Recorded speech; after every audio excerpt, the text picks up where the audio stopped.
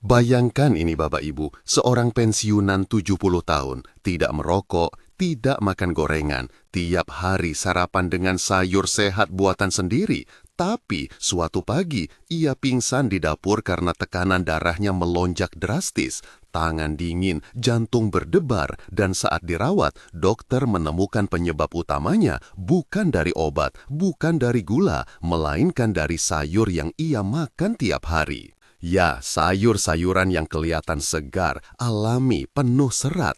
Tapi bagi lansia, sayuran ini bisa jadi racun yang merusak ginjal, membuat sendi bengkak, dan bahkan menggagalkan pengobatan darah tinggi. Dan yang lebih menakutkan, ratusan ribu orang tua di Indonesia mungkin sedang makan sayur ini sekarang sambil percaya mereka sedang hidup sehat. Hari ini saya tidak datang untuk menakut-nakuti, tapi untuk menyelamatkan. Karena dalam video ini, kita akan bongkar 4 jenis sayur yang diam-diam memperpendek umur lansia dan 4 sayur luar biasa yang bisa memperpanjang umur Anda secara ilmiah. Tinggalkan komentar kota tempat tinggal dan usia Bapak Ibu dan klik subscribe sekarang juga karena informasi hari ini bisa mengubah nasib keluarga Anda. Bapak Ibu, kadang yang terlihat hijau, segar dan menyehatkan bisa menyimpan racun diam-diam. Hari ini saya dan Bu Darmi, seorang ibu rumah tangga pensiunan dari Sragen,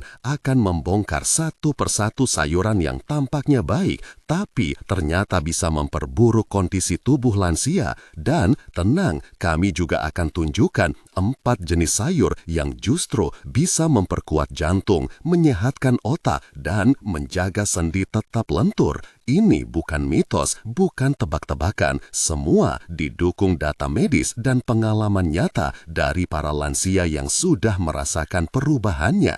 Kalau Bapak Ibu masih menonton sampai sini, artinya Anda peduli pada tubuh sendiri. Tulis di komentar usia Anda dan kota tempat tinggal. Saya ingin tahu siapa saja yang sedang belajar bersama kami hari ini. Dan kalau menurut Bapak Ibu topik seperti ini penting, jangan lupa klik subscribe agar tidak ketinggalan informasi berikutnya. Kita mulai dengan sayuran pertama yang sebaiknya dijauhi lansia, jagung kalengan. Mungkin terdengar mengejutkan, apalagi jagung sering dipakai dalam sup, salad, atau camilan, tapi bentuk kalengannya adalah jebakan. Iya dok, saya dulu sering beli jagung kalengan, murah, praktis, tinggal tuang. Saya pikir itu sehat, tapi tiap habis makan, saya sering ngantuk berat, terus kembung semalaman. Dan itu bukan kebetulan Bu, jagung kalengan tinggi gula tambahan dan natrium, bukan lagi sayur alami. Gulanya membuat gula darah melonjak, lalu turun tajam, menyebabkan rasa lemas, lapar, dan sulit fokus. Untuk Bapak Ibu yang sedang mengelola diabetes atau pradiabetes, jagung kalengan bisa memperburuk keadaan meski tampak sehat. Belum lagi soal pencernaan, jagung kalengan mengandung serat tidak larut yang sulit diproses oleh usus lansia. Akibatnya, kembung, gas, dan sembelit. Dan kalau Bapak Ibu minumnya dengan teh atau makan bersamaan dengan nasi putih, gula darah bisa melonjak seperti roket. Saya juga minum obat darah tinggi tiap hari dok, tapi waktu dicek, tekanan saya masih sering tinggi. Ternyata jagung kalengan itu mengandung banyak natrium. Ya betul sekali, setengah cangkir jagung kalengan bisa mengandung lebih dari 300 mg natrium. Dan bagi lansia yang sudah minum obat tekanan darah, kelebihan natrium justru membuat obat tidak bekerja optimal. Retensi cairan meningkat, jantung makin berat kerjanya. Ini bisa jadi pemicu bengkak kaki, nyeri kepala, bahkan pingsan ringan. Dan satu hal lagi yang sering diabaikan, kaleng itu sendiri. Banyak kemasan jagung kalengan dilapisi BPA, bahan kimia yang bisa mengganggu hormon dan merusak ginjal dalam jangka panjang. Jadi Bapak Ibu, jika Anda masih menyimpan jagung kalengan di dapur, pertimbangkan untuk menggantinya.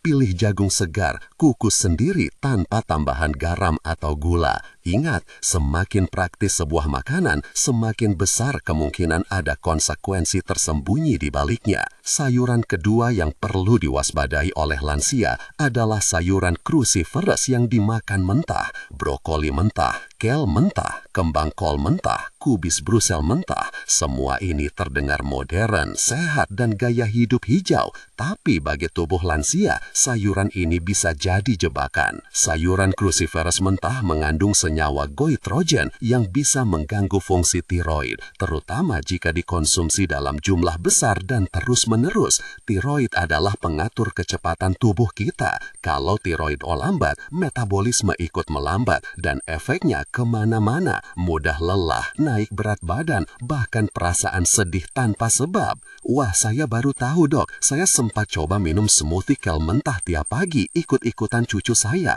tapi kok malah jadi gampang capek, tangan kaki sering dingin. Itu gejala klasik, Bu. Dan bukan hanya tiroid, sayuran ini juga tinggi serat tidak larut dan gula kompleks seperti raffinose yang membuat sistem pencernaan lansia bekerja keras.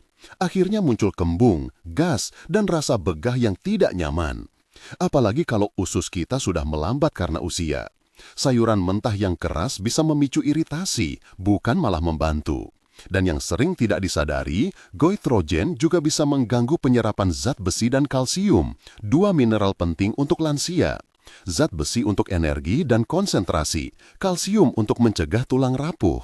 Tanpa dua ini, kita jadi mudah pusing, cepat lelah, dan gampang jatuh. Jadi sebaiknya dimasak dulu ya dok? Betul Bu, kukus sebentar atau tumis ringan bisa mengurangi efek goitrogen dan membuat serat lebih mudah dicerna. Masih sehat, tapi lebih bersahabat dengan tubuh lansia.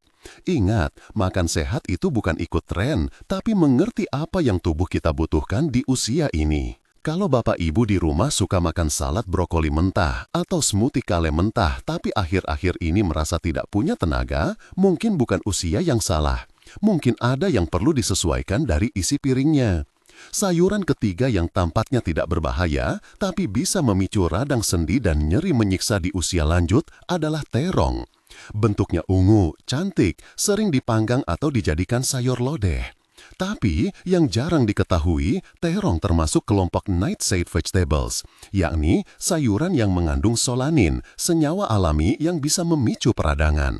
Bagi tubuh muda tidak masalah, tapi bagi bapak ibu yang sudah berusia 60-80 tahun dan punya keluhan nyeri lutut, jari kaku, atau rematik, solanin bisa jadi pemicu diam-diam yang memperparah semua itu. Astagfirullah, saya baru sadar dok. Saya tiap minggu bikin terong bakar pakai sambal. Suami juga suka. Tapi memang beberapa bulan ini lutut saya makin susah dilipat. Jari-jari kaku sampai pegang gelas aja susah. Itu bisa jadi bukan cuma karena usia, Bu. Solanin banyak terkonsentrasi di kulit terong. Bila dikonsumsi rutin, terutama oleh orang yang sensitif, ia bisa memicu radang kronis tingkat rendah di sendi. Efeknya, bengkak di pergelangan tangan, lutut, jari-jari kaku, nyeri di punggung bawah. Semua ini sering dianggap bagian dari penuaan biasa, padahal bisa dicegah. Saya tidak bilang terong itu beracun, tapi bagi lansia dengan kondisi rematik, osteoartritis atau asam urat, terong sebaiknya dihindari atau dikurangi drastis.